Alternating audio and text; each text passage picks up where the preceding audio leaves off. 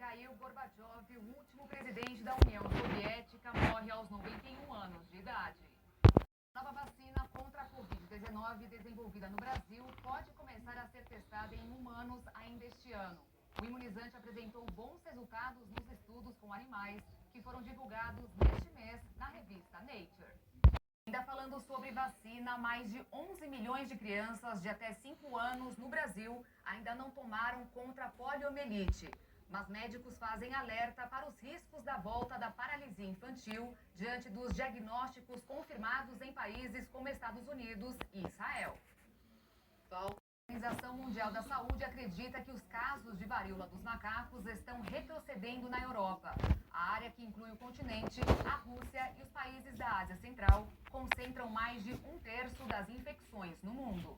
Serviços básicos de higiene, como água e sabão ou álcool gel, afeta metade das unidades de saúde em todo o mundo, deixando cerca de 3 bilhões e 850 milhões de pessoas vulneráveis, infecções e doenças. O pagamento com cartão de crédito cresceu. Para algumas pessoas, esse meio pode ser um aliado, mas para outras, um vilão, já que esse crescimento fez aumentar a inadimplência. Vamos conferir na reportagem da Maria Clara Leite. Bolsonaro afirmou que o valor do Auxílio Brasil continuará sendo de R$ 600 em 2023. Segundo Bolsonaro, os recursos para arcar com os custos do benefício virão da venda das estatais. E ainda, segundo o presidente Jair Bolsonaro, ele editou hoje uma medida provisória que impõe limites aos recursos do Fundo Nacional de Desenvolvimento Científico e Tecnológico. A verba é fonte principal para a inovação no Brasil. O presidente, a lei complementar sancionada. Trabalhadores que têm saldo no Fundo de Garantia poderão solicitar o saque extraordinário de R$ 1.000 até o próximo dia 15 de dezembro. O pedido deve ser feito pelo aplicativo do FGTS, disponível para celulares. De acordo com a Caixa, até o início do mês, havia cerca de 9 bilhões e 200 milhões de reais à disposição para saques. No mercado financeiro desta terça-feira, depois da divulgação de dados dos Estados Unidos, que fizeram aumentar as apostas de novas altas de juros no país, o dólar fechou em alta de 1. A confiança do mercado subiu em agosto e atingiu o maior patamar em um ano. A melhora nas expectativas influenciou no resultado. A queda dos custos também impulsionou a confiança da indústria, que subiu em agosto. Com uma alta de 0,8 ponto percentual, o medidor ficou em mais de 100 pontos, ou seja, acima do nível de neutralidade. O resultado de agosto é maior que o de julho, que ficou em 99,5. E a queda de mais de R$ 2 no preço da gasolina em 2 meses trouxe alívio ao bolso do consumidor. Em alguns postos, o valor do combustível é encontrado abaixo de R$ 5. Após o projeto. A inflação na Alemanha também não está dando trégua aos consumidores. Subiu mais uma vez e fechou agosto em 8,8% na comparação com agosto do ano passado. É o maior índice dos últimos 50 anos. Os preços da energia foram os maiores vilões, com alta de 35,5%.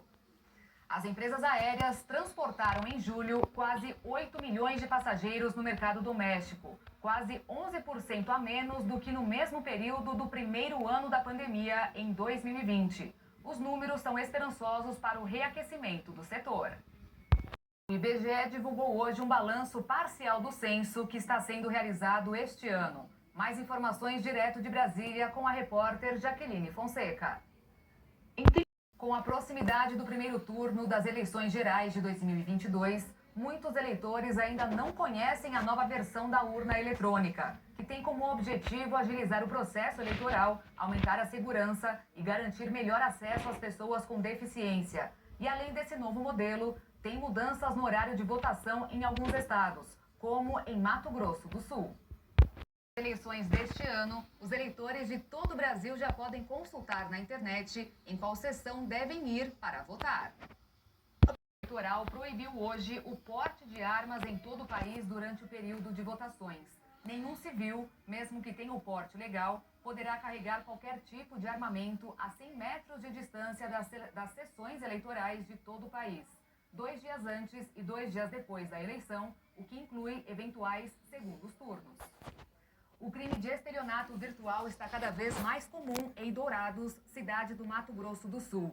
Quase 500 boletins de ocorrência foram registrados só este ano. E os golpes são todos bem semelhantes. Na tarde desta terça-feira, aos 91 anos, o último líder da União Soviética, Mikhail Gorbachev. O político ficou conhecido por encerrar a Guerra Fria sem violência. De conflito, as tropas ucranianas iniciaram uma contraofensiva para retomar o território invadido pela Rússia no sul do país. Enquanto isso, a equipe da ONU prepara uma inspeção da maior usina da Europa, em Zaporizhia. Gazprom reduziu o fornecimento de gás para a França por conta de problemas no contrato. A inflação do aluguel caiu em agosto. Os dados foram divulgados hoje e quem tem mais informações é a repórter Maria Clara Leite. O ministro da Infraestrutura, Marcelo Sampaio, foi a Mato Grosso do Sul para inaugurar a pavimentação da BR-419 e autorizar a privatização de 3 rodovias federais.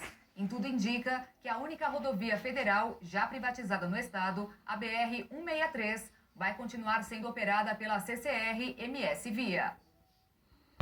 Roupas têm crescido cada vez mais. E não faltam motivos para as indústrias entrarem na moda, já que só no ano passado, reciclagem movimentou 96 bilhões de dólares, o que pela cotação atual significa uma receita de mais de 490 bilhões de reais. E tudo indica que essa roda não vai parar de girar.